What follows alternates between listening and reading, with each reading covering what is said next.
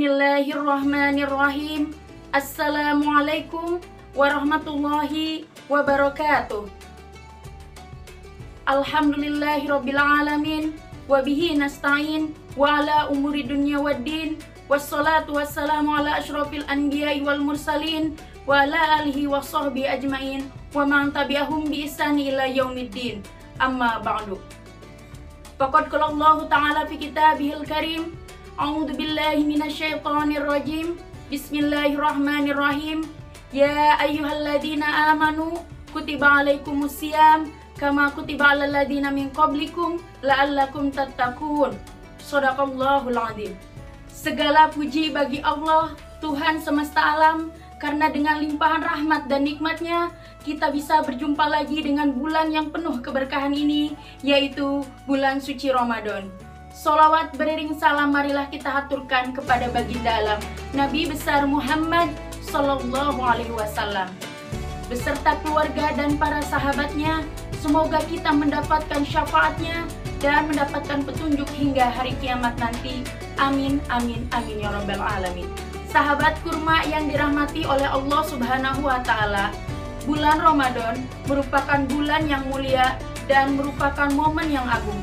Allah melipat gandakan pahala kita dan memperbanyak anugerah-anugerah di dalamnya, serta membuka pintu-pintu keberkahan bagi siapapun yang bersemangat untuk meraihnya. Sampainya kita kepada bulan suci Ramadan merupakan anugerah dan nikmat yang besar bagi semua orang yang menjumpainya dan mengisinya dengan kembali kepada Allah Subhanahu wa Ta'ala. Sahabat kurma yang dirahmati oleh Allah Subhanahu wa Ta'ala, setidaknya ada 5 kunci sukses agar Ramadan lebih bermakna, yang apabila kita menjalankannya dengan baik, insya Allah kita akan menjalani hari-hari Ramadan dengan penuh makna dan penuh dengan amal kebaikan. Adapun kunci yang pertama yaitu menghayati hikmah dan manfaat berpuasa. Jika seseorang memahami maksud, hikmah dan manfaat apa yang ia kerjakan, maka tentulah ia akan menjalankannya dengan ringan dan senang hati.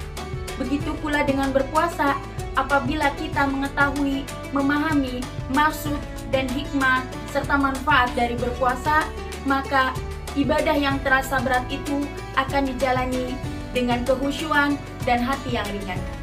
Adapun hikmah puasa Ramadan antara lain, yang pertama menjadi madrasah ketakwaan dalam diri kita, sebagaimana firman Allah Subhanahu wa Ta'ala dalam surat Al-Baqarah ayat 183 yang berbunyi, Ya ayyuhalladzina amanu kutiba alaikumusiyam kama kutiba alal ladzina min qablikum la'allakum tattaqun. Yang artinya, wahai orang-orang yang beriman, diwajibkan atas kamu berpuasa sebagaimana diwajibkan kepada orang sebelum kamu agar kamu bertakwa. Hikmah yang kedua yaitu menjadi sarana mensyukuri nikmat, dan yang terakhir menjadi sarana untuk melembutkan hati dan mengendalikan hawa nafsu. Adapun kunci yang kedua yaitu memahami aturan-aturan dalam ibadah puasa. Hal penting yang harus kita ketahui dalam menjalankan ibadah puasa yaitu apa saja aturan-aturan dalam ibadah puasa, seperti apa saja hal-hal yang membatalkan puasa. Adapun hal-hal yang membatalkan puasa antara lain makan dan minum yang disengaja, muntah yang disengaja, dan lain sebagainya. Langkah yang ketiga yaitu menjaga puasa kita agar tetap utuh pahalanya. Yang dimaksud menjaga puasa yaitu upaya menjadikan pahala puasa kita tetap utuh.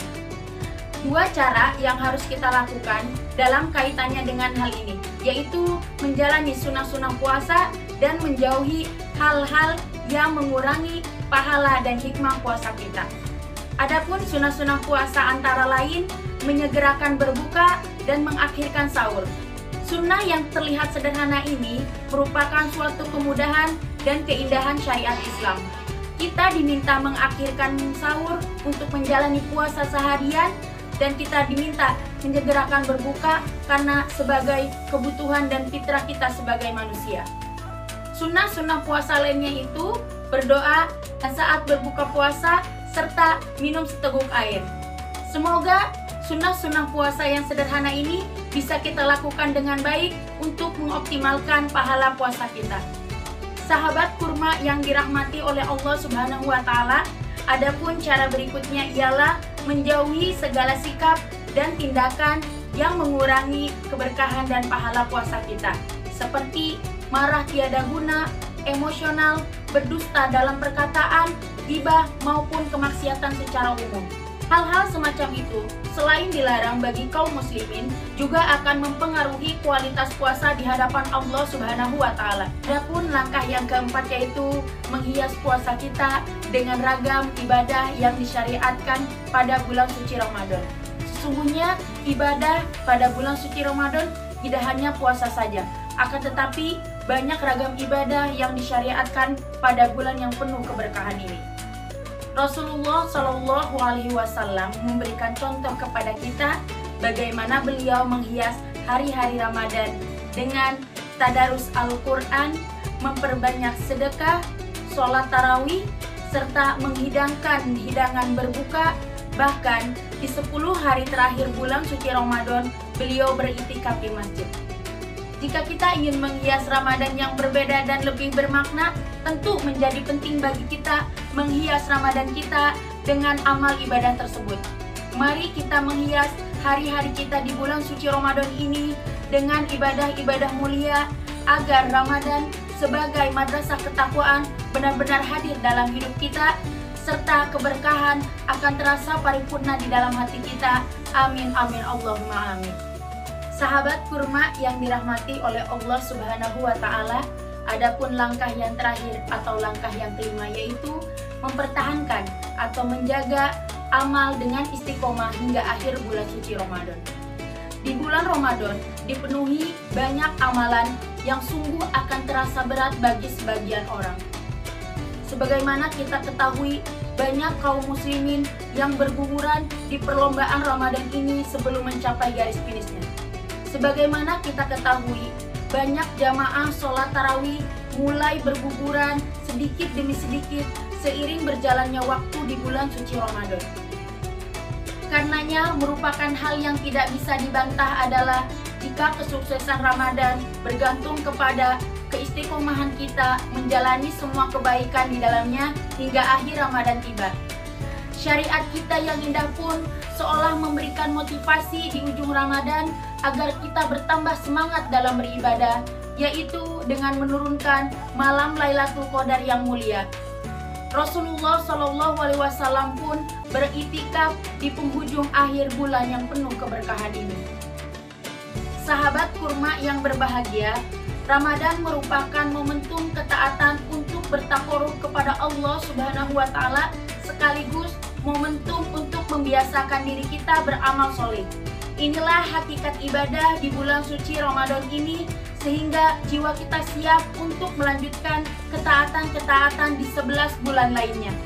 Marilah kita bersungguh-sungguh dalam menjalankan ibadah di bulan yang penuh keberkahan ini agar menjadi lebih bermakna dan berkualitas, bukan menjadi beban yang memberatkan diri, apalagi hanya menjadi rutinitas yang hampa tanpa rasa dan makna. Dan marilah kita memperbanyak berdoa, bertaubat dan amal soleh. Semoga Allah Subhanahu wa Ta'ala senantiasa memberi bimbingan dan kekuatan kepada kita semua, dan semoga umur kita disampaikan untuk menjumpai datangnya bulan Ramadan yang mulia ini. Amin amin Allah ya rabbal alamin. Mungkin cukup sekian yang bisa saya sampaikan. Mohon maaf atas segala kehilapan. Akhiru kalam, undur maqala walatang zurman kola. Billahi taufiq wal hidayah. Wassalamualaikum warahmatullahi wabarakatuh.